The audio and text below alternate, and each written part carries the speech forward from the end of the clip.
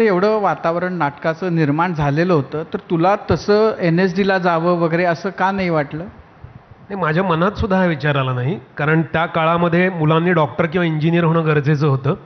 आणि आमच्या घरी माझे वडील इंजिनियर होते, माझा मोठा भाऊ इंजिनियर होता, त्यामुळे मी इंजिनियर होणं ही काळाची गरज होती. त्यामुळे काही पर्याय नव्हता माझ्याकडे दुसरा काही, त्यामुळे मी इंजिनियर झालो. आणि त्यामुळे त्या डोक्यातच नव्हतं आलं की आपल्याला इकडे काही करतात. पुण्यात खरं फिल्म इन्स्टिट्यूट होतं, पण तिथे जावं हे सुद्धा डोक्यात आलं नाही. कारण का की घरचे संस्कार. म्हणजे फार मजेशीर गोष्ट अशी आहे की नंतर कालांतराने हे नाटक सिनेमा झाला आणि मग मसाला नावाचा एक चित्रपट मी दिग्दर्शित केला.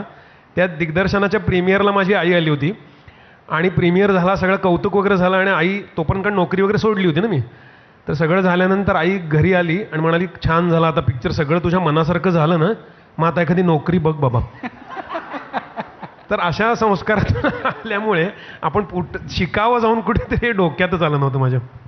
तुम्ही दोघंही सगळ्या गोष्टी करता, म्हणजे दोघंही अभिनय करता, दोघंही लिहिता,